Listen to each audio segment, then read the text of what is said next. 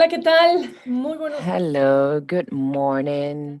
Pleasure to greet you and to welcome you all. And also, thank you for being with us at this virtual meeting organized by the World Bank. I am Gabriela Frias. I'm a Mexican journalist, and it's really very pleased to be with you in the presentation, but also the discussion of a very important and critical report at this time with a panel of experts and guests. This is a report from the World Bank evaluating the economic perspectives of Latin America and the Caribbean within the context of a very important global uncertainty. And this report is also assessing the ways a region has in order to continue grow and recover, but it also explores the opportunities to move forward towards green economies, that is to say, sustainable and aware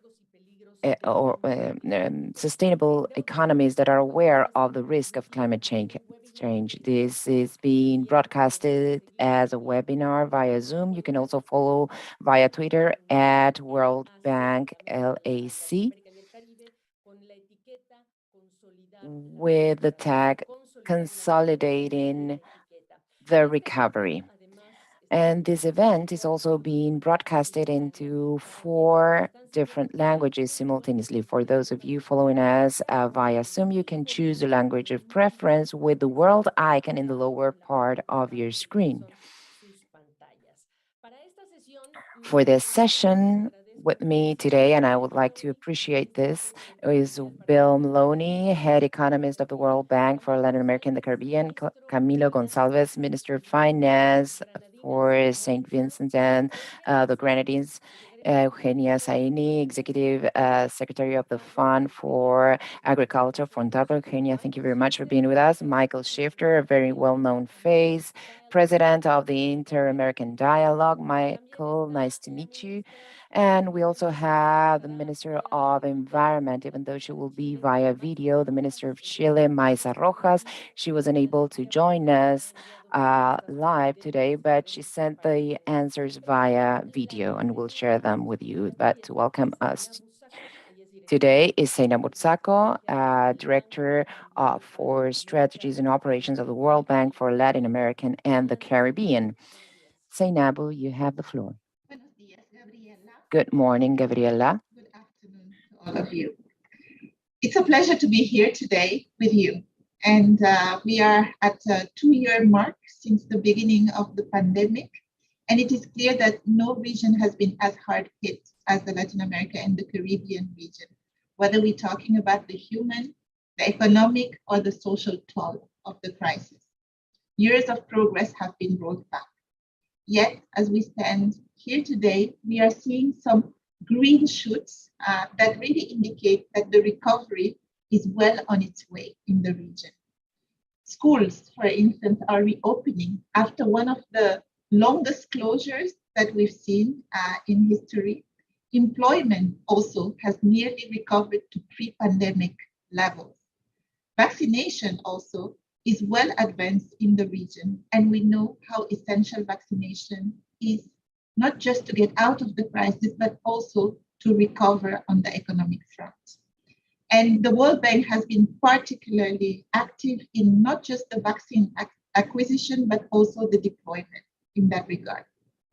Yet, the long-term impact of the crisis remain, and they will require attention to reignite productivity and growth, to really deal with the rollback that we've seen both in inequality and in poverty.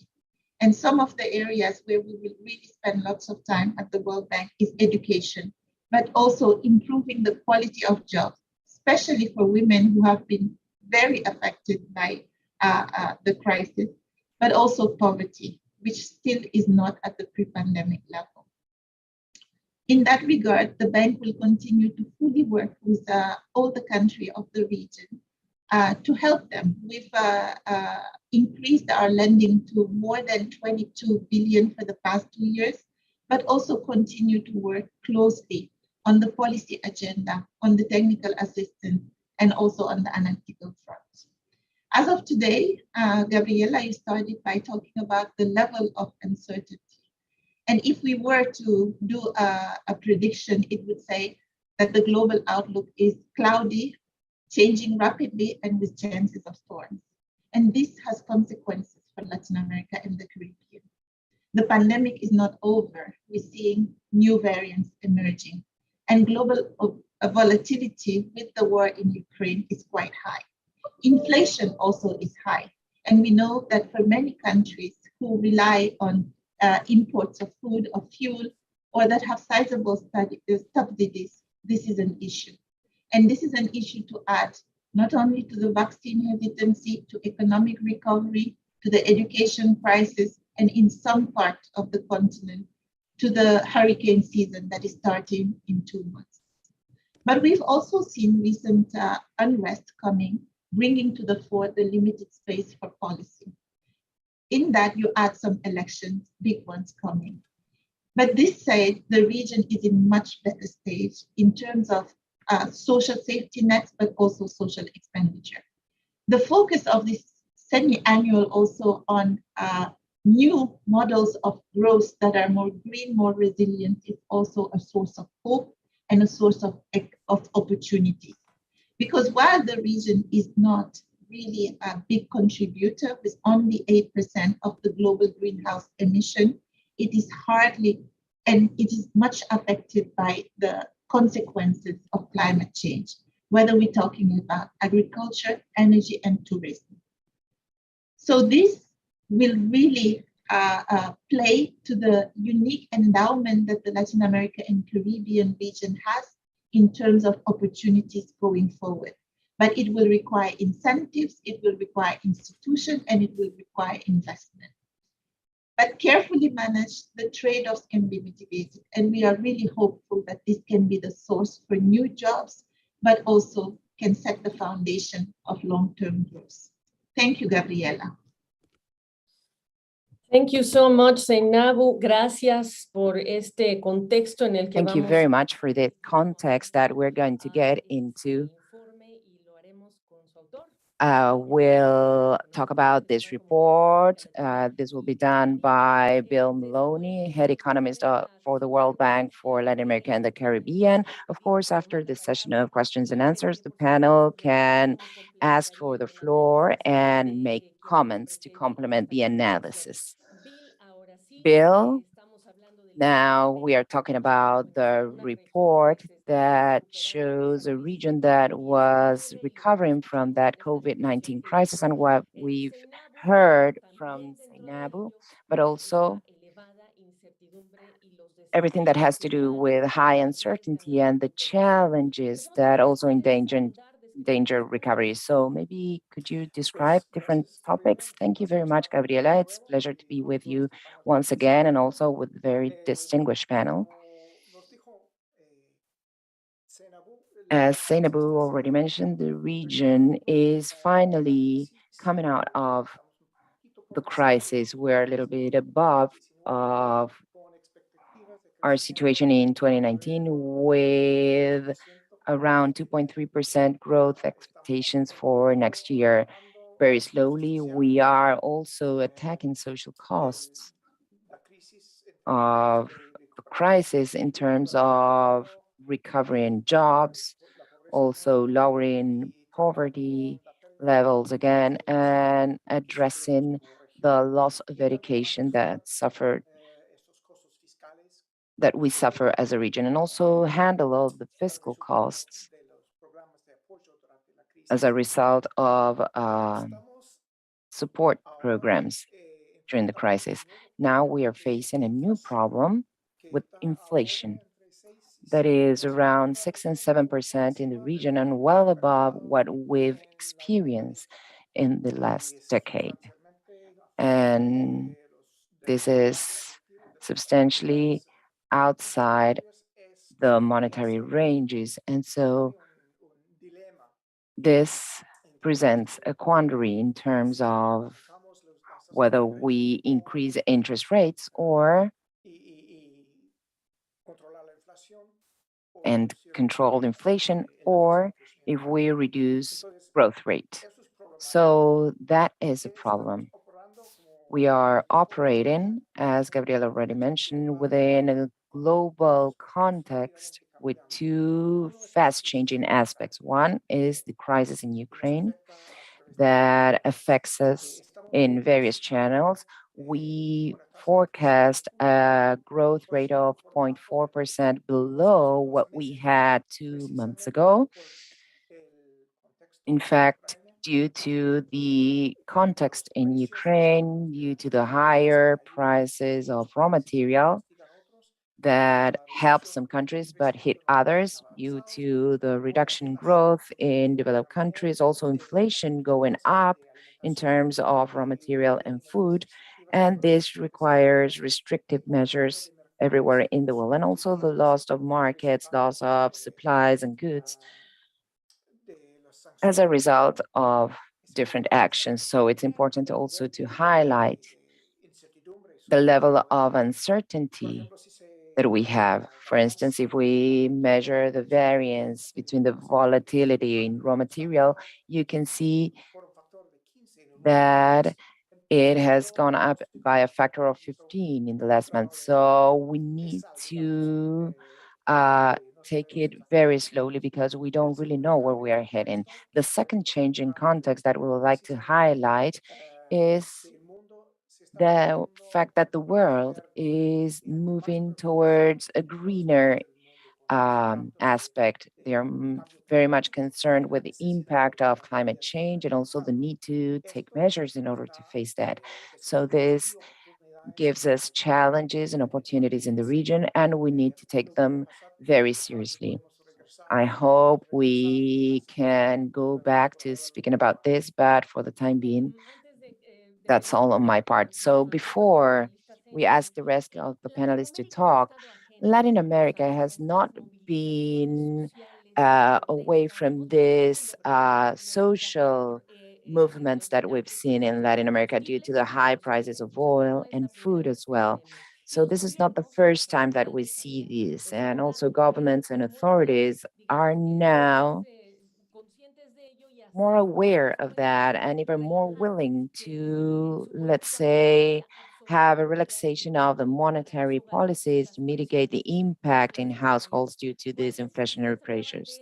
So you were talking about technical support in order to give advice and also support governments in the region. What are the specific things that you think are important in terms of that technical support and that strategy on the part of authorities within this risky context in order to generate social instability?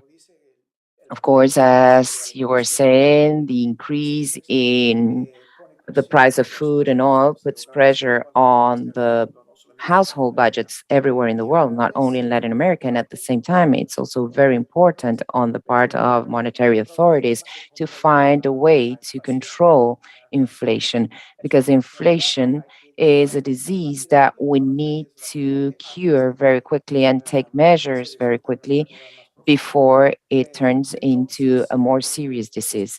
So that is the dilemma we have.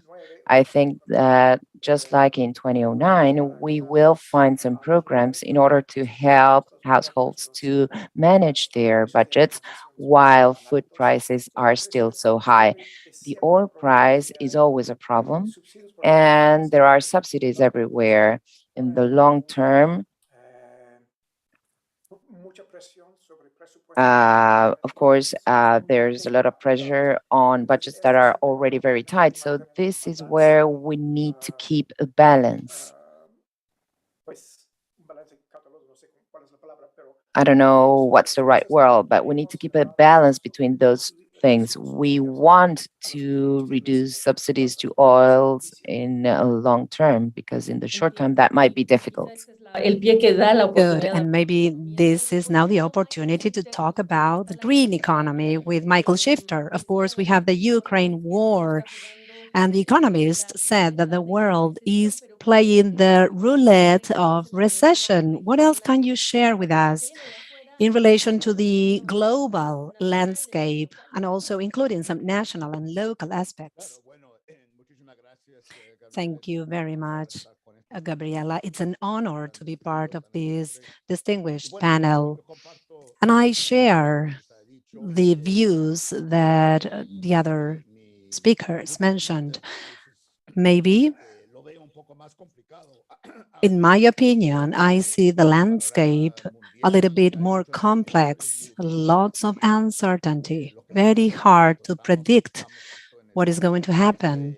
And we are in the middle of the situation. So there are many questions to answer every day. But my impression is that Latin America, which still had very hard to overcome obstacles for its own recovery, these changes from Ukraine, and the global economy will make recovery more slowly.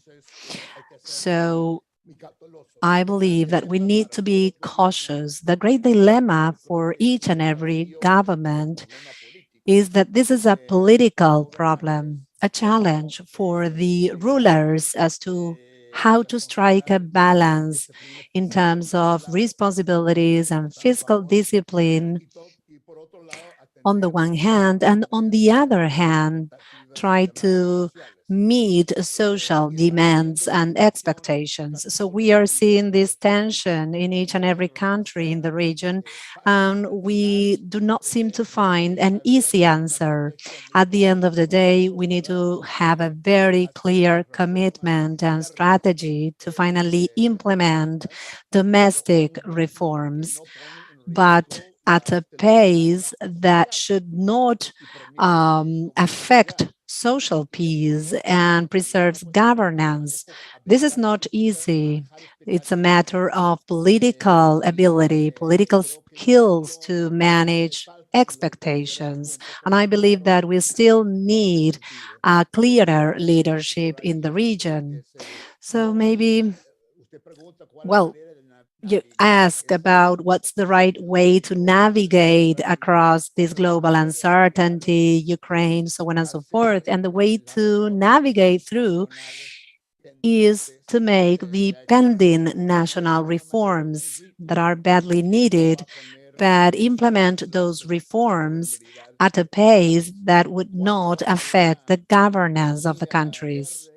Now, in relation to a green economy and all those aspects, of course, there are advances in Latin America, and there may be some changes in countries like Colombia and Brazil this year, which could speed up these commitments. And we've seen this in Chile with the election of Gabriel Boric.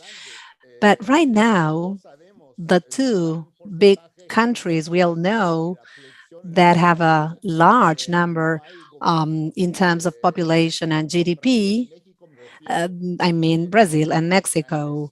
Other than those, we do not seem to see huge commitments to green economy and energy renewal. So I believe that more efforts should be made in order to finally shift to the energy transition. And of course, this could bring about other national changes in several countries.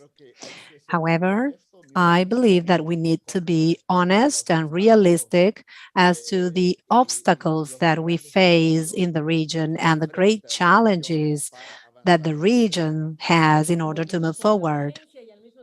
Well, we need to be realistic, and as we heard, the incentives, the investments, let's talk about these aspects related to the economy with Minister Gonsalves. Like Bill said, like Michael Shifter said, this report talks about making the most of the green opportunities as a way to recover in economic terms, to create jobs. So you as Minister of Finance, uh, that defended these measures to deal with climate change. Could you please describe why do you think that the green opportunities are key to the economy? Thank you, Gabriela, and thank you very much to be invited to participate in this panel, and thanks to the World Bank for their wonderful report. Look, this report should be read in conjunction with a report that just came out a couple of days ago from the IPCC. And the IPCC report indicated quite clearly that it is likely that global warming will exceed 1.5 degrees. And from the context of a small island developing state like St. Vincent and the Grenadines, the context of all the Caribbean countries, global warming beyond 1.5 degrees is catastrophic. It's just that simple. It's an existential challenge, and we've been making that point for some years now. The protection of coastal infrastructure, obviously, that has an economic component. The securing of lives and livelihoods against increasingly frequent and increasingly intense climate events. There's a cost to that. Re-engineering economies and societies for a post 1.5 degree reality, where reliance on tourism becomes difficult, reliance on agriculture becomes difficult, reliance on fisheries is fraught and unpredictable. These are the very real economic and financial questions that countries have to face, and that this report highlights in the wake of the other challenges that we've had with COVID, with the conflict in Ukraine, and with runaway inflation. So the real question, I think, that the report begs is how can we both rethink our economies and rethink the response of Bretton Woods institutions to a very slow-moving climate crisis while managing the debt and inflation challenges that we now face. All of the countries in Latin America and the Caribbean radically increased their debt burden in response to COVID. And the necessary social challenges that engendered. And now you have a situation where the recovery is likely going to be slowed because of our inflation challenges, and a climate challenge that is now ever more urgent. So the question is, how do we find the balance here? From the perspective of small island developing states, you mentioned, Gabriela, that these challenges, these climate challenges, are not rooted in Latin America and the Caribbean. You could add to that, nor is COVID, and nor is the war in Ukraine. But these things are all challenging very seriously our ability to recover and our ability to plan for the future. Big part of that is green economy, and specifically adaptation. I believe it was Michael who said we have to be honest and face reality about certain things. The reality is we're not likely to stay under 1.5 degrees. And that reality means that adaptation funding has to increase radically across Latin America and the Caribbean. We currently, globally, spend about a quarter of our climate finance on adaptation. And that's a quarter of a small number. We were supposed to be getting $100 billion a year. It's really closer to 50 or 60 billion. And we're spending a quarter of that on adaptation. When the World Bank itself has estimated that for a 2-degree reality, you're going to need in excess of $100 billion a year on adaptation alone. And that says nothing about mitigation and other green economy aspects. So we have to recognize the need to significantly ramp up investments in this looming climate challenge. And part of that is going to be renewable energy. And part of it in the context of small emitters is going to be adaptation. And both of those things have to come together, particularly at this time when governments are not going to be able to make those investments themselves because we're still recovering from COVID and because the economy, as Michael and Senabu indicated, economic recovery is slowing down. So I think that the report begs the question, what do we do? And the thing that we have to do is really rethink economies. The knee-jerk reaction in times of crisis from our Bretton Woods partners tends to be fiscal consolidation, structural adjustment. But as you indicated, these are not, the challenges we're facing are not local challenges, so they can't be fixed with local responses. Of course, you want to optimize the efficiency of your economy, but those types of responses are not going to get any country out of the challenge that we're facing now. And it requires a rethink of what we invest in and how we invest. And I think the green economic investments writ large are critical to engendering growth, creating jobs that are not vulnerable to some of the climate changes that old economy investments would face. But critically, our development partners also have to step up to the plate and assist us, especially in this difficult time, in our response to the multiple challenges that we're facing. Gracias. Ha dejado muchas puertas abiertas y me imagino que comentarios. Thank you very much. Thank you very much. But before opening for feedback, I wanted to introduce Eugenia Saine. She's here. Latin America, the Caribbean only accounts for 8% of the greenhouse emissions that come from the agricultural and livestock production, as you know very well. So agriculture is vital for the world, and you know that it's vital for our region. How do we adapt agriculture to climate change? So based on what you know, what type of innovations can be adopted? Thank you, Gabriela. Thank you for inviting me to be part of this panel. And I agree with the other panelists as well on their comments. This is a very timely report because it addresses the importance of agriculture in Latin America and the future of agriculture. We know that most countries in Latin America and the Caribbean are directly or indirectly linked to agriculture. And this is very important because in many cases, it is the foundation for exports. We are talking about coffee, cereals, grains, cocoa. Due to this potential of agriculture to create productive chains that finally create jobs and provide for territorial growth and development, our sector must be competitive. For that, science and technology is key. Investments in science and technology are key and should be part and parcel of the country's investment agendas. And we are facing an ever-changing scenarios. As you know, we have more and more challenges ahead. We had the pandemic, we have the pandemic now, we face climate change, and we face the war. So we must admit that anything we can do from science for these situations, these crisis situations, everything and anything we can invest in science and technology will be key for the region.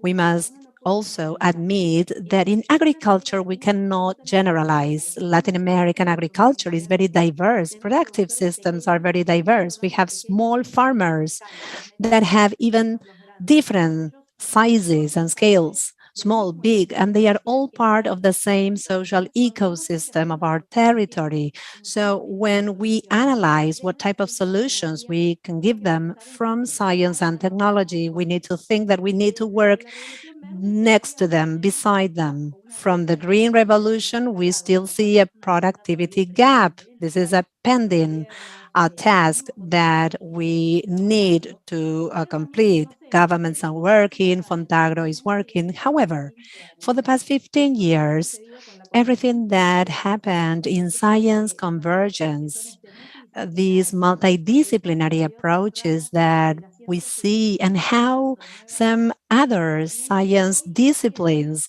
are now working and converging, all these is helping agriculture take a different approach compared to decades ago. And I'm going to make specific reference to the digitalization of agriculture, these smart technologies that are imposing and little by little are being adopted by farmers and growers. So when we talk about how to adapt ourselves to climate change, how to implement mitigation strategy, the first thing we need is data. How can we collect data that turns into information at local and regional levels?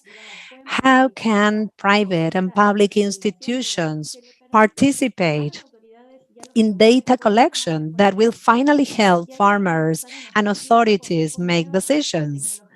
And there is where we see the input smart technologies.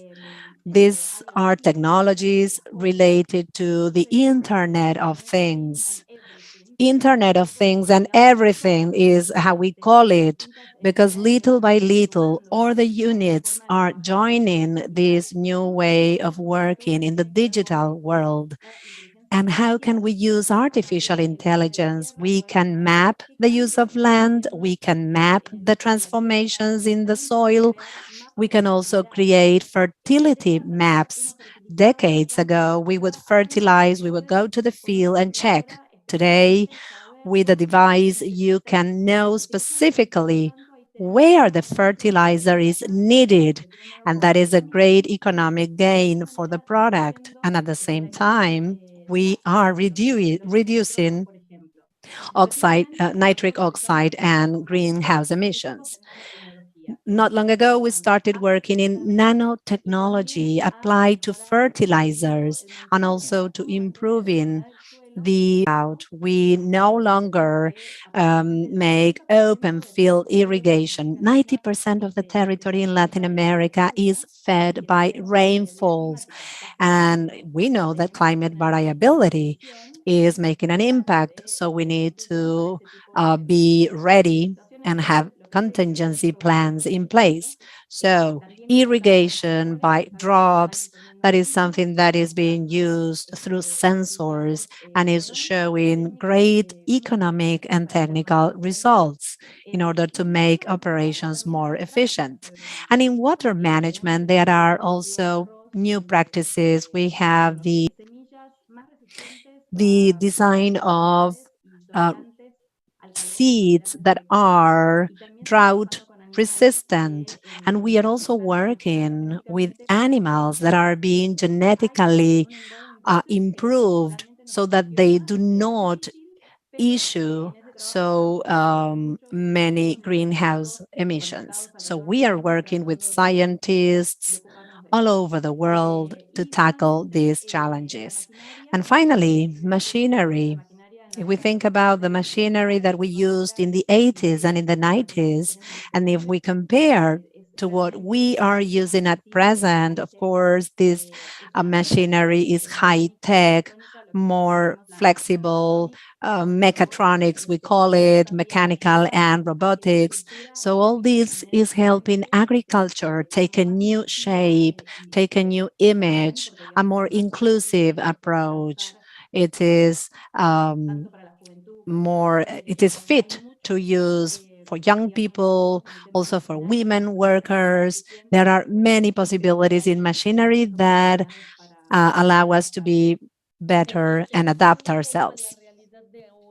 And going back to today's reality, what do we do with the high cost or price or fertilizers? How do you address that matter? What is it that you're thinking about? Well, thank you very much, Gabriela. Well, this is not something new. This has been around for many years. The cost of fertilizers has always been the main percentage, together with seeds, of the direct cost in agricultural production. That has always been the case. So the important thing here is first to use less. That is to say, that's why all of these machineries and these input smart tools are so important for producers, because it will help them to stop overusing, to use in as long as they need it. But there are some other practices like crop rotation between livestock and agriculture. And at the same time, we need to investigate how, from genetics, we can get more efficient crops in the use of the kilogram of nutrients, what we call the NPK, nitrogen, phosphorus, and potassium, the basic nutrients that we make within our agricultural area. For all of this, we do need research, and that takes time. That's why I'm really passionate as an engineer to work in Infontagro, which is a fund created by countries, 15 countries, 14 from Latin America and Spain, many years ago, where we are really trying to support scientists and the territory to go along together to discover how to improve all of these aspects. Because the use of fertilizers is not only affecting costs and margins for producers, but it also affects the environment. If you use more than you should, then you are compromising some other resources. So that is something that we will continue to do research on. And of course, it demands much more attention and investment, of course. And this is also an urgency in countries such as Peru. This has also been of very much concern, and also the social instability that we see increases in a politically fragile situation for President Castillo. Thank you very much, Eugenia. Mr. Rojas from Chile, who wasn't able to join us this afternoon, but she sent her answer in a video, because it's also important to understand when making public policy decisions, prioritizing that climate agenda, it's important to know what are the challenges. So she sent us this video, and we can also talk about different Latin American businessmen who are also choosing this sustainable green growth. So, in the complex economic situations of the world and the continent, the launch of the semi-annual report for Latin America and the Caribbean is really a very good news, both for decision makers, the academy, and the world in general. Latin America has been one of the most affected regions by the triple crisis of the planet: the pandemics, the economic crisis, and also the climate crisis. The state of permanent instability is here to stay. And if the Russian invasion to Ukraine has only but ratified this unfortunate trend, this is the reason why the publication and the analysis, detailed analysis of this type of report is really essential, because it shows in more detail the structural dynamics that explains the phenomena that we need to face. An area to highlight is the analysis of the socioeconomic situation in the region, showing the painful increase of poverty from the beginning of the COVID-19 pandemic. Likewise, it also highlights the problems of a still weak economic recovery, expressed, for instance, in the precariousness and informality of the large number of employments created, especially in the case of women, confirming a trend of what the report calls a new lost decade in terms of economic growth in the 2010-2020 decade. So this shows that in the last years, the model of development wasn't capable of satisfying the demands for social justice that hit one of the most unequal continents in the world. To this, we add the return of inflation in commodities such as power, food, or fertilizers, which also deepens the vulnerability and uncertainty for dozens of people in Latin America and the Caribbean. Another point to highlight is the ecological and climate emphasis, paying attention both in threats as well as existing opportunities. As it is said, the region is highly vulnerable to the current and expected effects of climate crisis, where we can highlight the social impacts such as the extreme poverty growth, increase of viral diseases, impact of heat waves, or malnutrition. What I've said only shows that, especially for regions such as Latin America and the Caribbean, the ecological crisis is a social crisis, and it's not possible to separate ecological conditions from well-being and social justice. So in view of this critical prognosis, this report takes part and bets on a green recovery, focusing on investment for a social ecological transition in multiple areas, because sectors requiring financing are diverse. Let me mention those that are specifically relevant for the Chilean case, as for instance, the boost to the generation of renewable energies and their link to green hydrogen industry.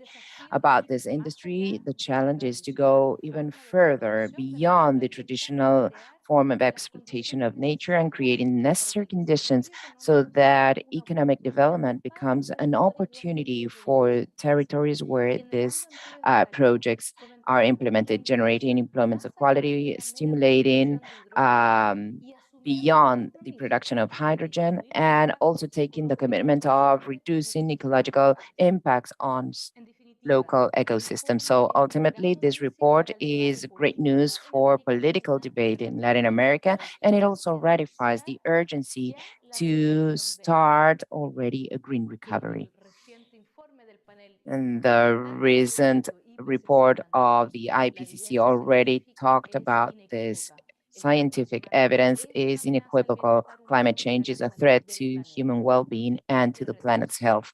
Any delay in a joint action on a global scale will make us lose a window that immediately closes in order to ensure the future we can live in. I would like to conclude my words with this thought. We need awareness about a critical situation experienced by the world in climate exchange. So traditional politics and many leaders are still incapable of facing the challenge of ecological transition with the ambition that's required. I think that the first step towards that direction is simple. We need to transform our vision about the relationship between economy and nature. We cannot continue designing public policies with this wrong idea that on the one hand we have investment and on the other we have preservation as two separate things and many times opposing things. The fragile state of our ecosystem is having a direct impact on economic and social instability that we experience recently. So we need to make politics convinced that climate crisis is the main political challenge that we face in the 21st century. An example of this new way to make and execute decisions is in the case of Chile, the implementation of a new framework law for climate change. In it, the ministry that I run will have a central role in designing sectorial policies in terms of adaptation and mitigation of climate, and also in the way that investment will be prioritized in all sectors in order to align the challenge of carbon neutrality and climate resistance.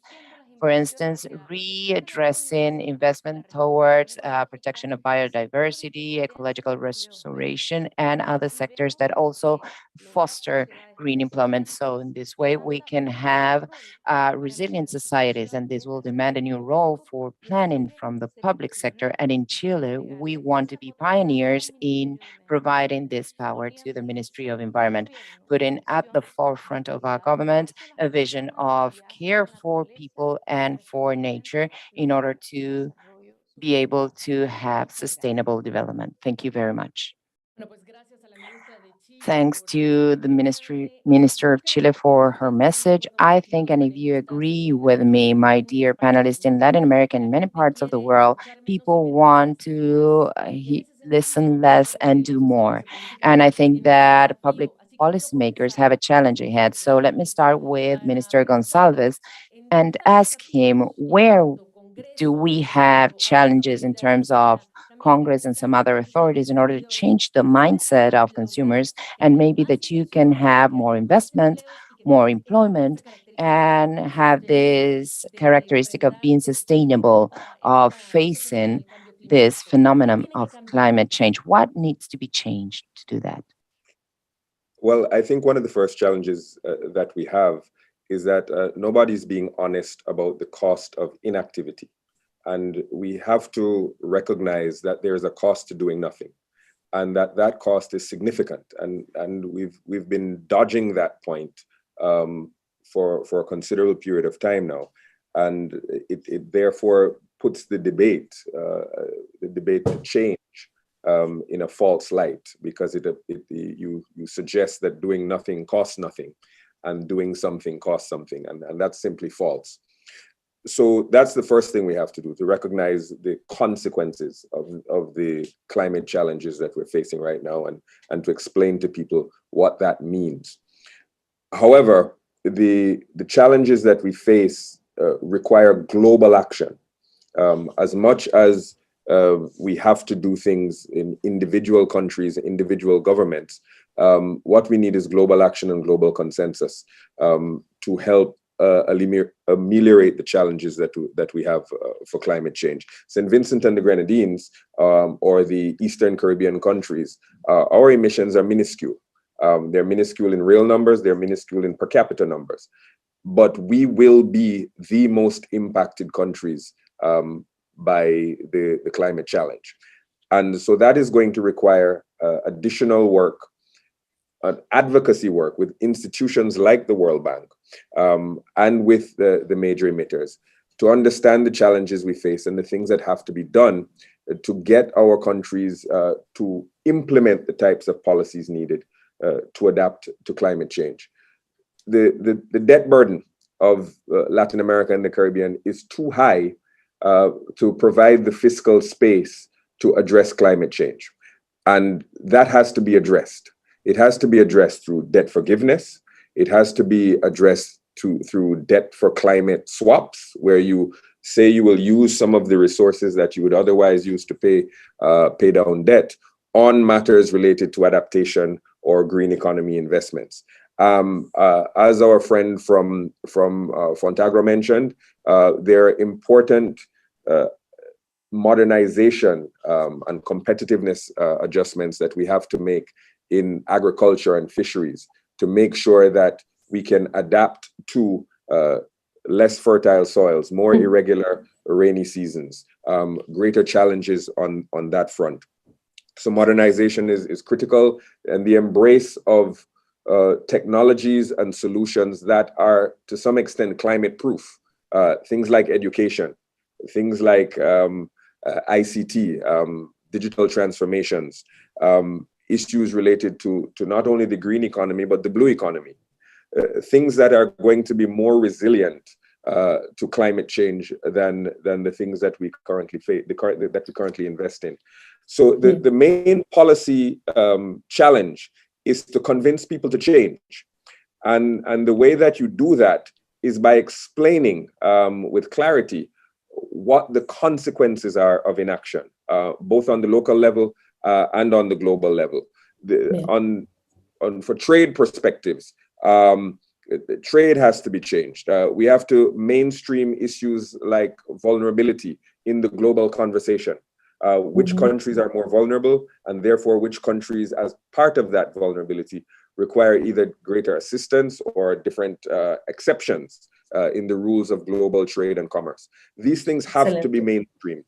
And if they're not, we're going to have significant challenges with the transition from the carbon-based economy that we're clinging desperately to the green and blue economy that offers a solution to our challenges.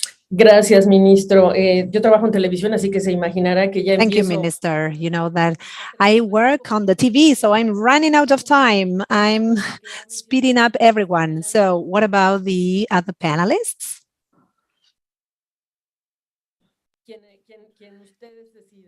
Who would like to take the floor?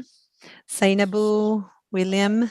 I want to just say I'm going to keep Minister Gonsalves company. But I just wanted to reiterate some of the points that have been made by the panelists, which I think are very important, and that which we discuss in the report. The first is that though we contribute only 8% of global emissions, we're going to push people into poverty.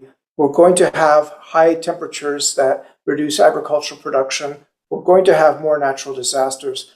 And we're going to also have to adjust to measures that, for instance, Europe is going to take to ensure that our exports are climate friendly.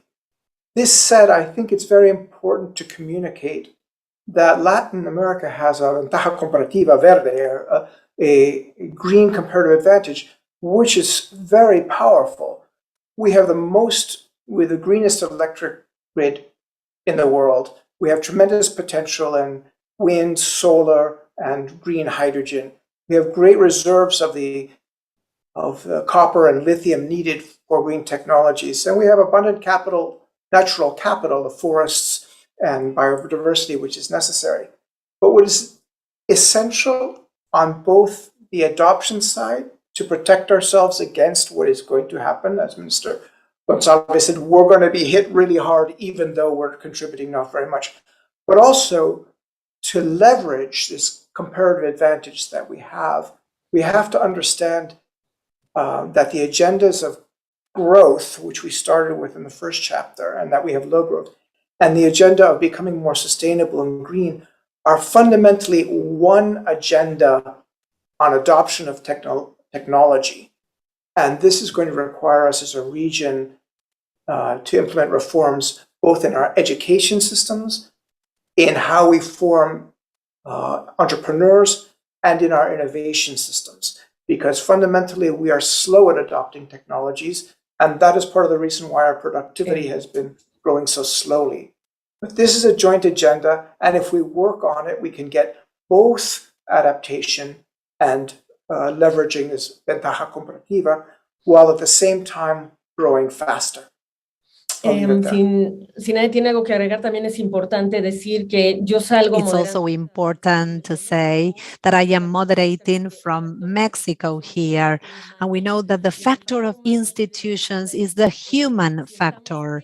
And if we are talking about those who are already converted, we need to persuade others. Today, we are in Mexico with the Supreme Court of Justice that is going to make a decision on the energy transformation, fossil fuels. From the outside, we have global companies that need to meet the expectations of investors. And on the inside, we have these pressing problems. So what about this challenge? What about institutions who are made of men and women with this huge challenge? As you say, Gabriela, I believe that this is the reality that we are facing. And I think that weak institutions, unfortunately, and the mechanisms of cooperation in the region are also weak. Maybe in the face of the COVID crisis, we would have thought that we would be much better in coordinating and exchanging good practices. And unfortunately, this was not the case, even though we suffered and we were hit hard in the region. However, in Mexico, as you say, there are institutions that are also, let's say, used to doing things in a different way. And there is a huge international pressure because they are seeing in the short term, they are not seeing the long term. They do not have strategic, modern vision for the countries. But allow me to share with you also the role of the United States. First of all, this has not been mentioned as a worrying factor, the fact that the US interest rates are increasing and that can affect the capital that gets to the region. This is a factor that we need to focus on as well. But also, in the issue of climate change, we need to ask ourselves, to what extent is the US taking the lead in this topic? Is it doing enough at national level? And with the crisis of the oil market and the sanctions against Russia, will this accelerate that road towards an energy transition in the US, or will it make the road, let's say, more slowly? I believe that the US is a very important player on this matter and that it should assume a leading role. Otherwise, it will be very hard to wait for Mexico or other countries to take a role. So the role of the US is fundamental, and we need to be clear on that and be honest. I am not sure whether the US is truly playing its part. Does anyone want to say something about this? Okay. So the Fed's interest rates, that's a very important point. Some people today are forecasting an exchange rate related to the Ukraine and Russian situation, of course. But what happens with this issue of the role of the companies, the role of the private sector to support the government policies in Latin America in this recovery? I mean, we need to think that without investments, of course, we cannot talk about sustainable recovery. You know, climate change plus public policies, that is key for recovery. So we have only 2 minutes left. Eugenia, maybe you would like to say something. What do we need today? What is the to-do list for today? Thank you. When we plan, we always talk about the short, mid, and long term. But on the side of Fontagro, we need to set a priority agenda for the next 30 days, either at a regional level, at a country level, for the research and investment needs. And those agendas must turn into state policies. So imagine that up until 2016, public research and development accounted for less than 1% of the GDP, and that probably has fallen. So point number one, we need a priority agenda for the investment aspect. And think out of the box. Think of financing mechanisms based on incentives and not punishments. We need incentives to finance the national research institutes that each country in Latin America has. Investments in infrastructure is key. Without roads, without internet, without electricity, we will not be able to move towards an agriculture for development. So we need incentives for the adoption of these smart technologies and for small farmers in particular. So for that, we need to start from the infrastructure that already exists in the national agriculture research institutes. We do have a basic infrastructure. We do have the connections to the small farmers. So let's start from there and let's try to work on an additional outside inflow of investments that will help in this public-private sphere that we need to promote. And again, think about incentives for researchers too. Researchers are passionate. There are few young people that are starting as the new generations of scientists. So we should be aware of that. We need to create incentive mechanisms through royalties or through other types of benefits. Thank you, Gabriela. Thank you, Eugenia. I wanted to give now the floor for a final comment by Bill Maloney, the author of this report. Well, just to say thank you, everyone, for sharing this session with us. Of course, the situation in the region is very important, but I am confident that we need to focus more on the green economy and how the region can make the most of this comparative advantage in green technologies, how we can protect ourselves against the situation that occurs in climate change. This is key to put on the table of the region. So just to thank everyone and have a great day. Okay, thanks to our presenters, our panelists for this exchange about the future of Latin American and Caribbean economies. So I just encourage you to download the report, which is available at the World Bank website of Latin America and the Caribbean. Thank you very much, Bill Maloney, Michael Shifter, Camilo Gonzalez, Eugenia, and the Minister of Chile, from Chile. Thank you. Thank you, Gabriela. Thank you. Bye-bye.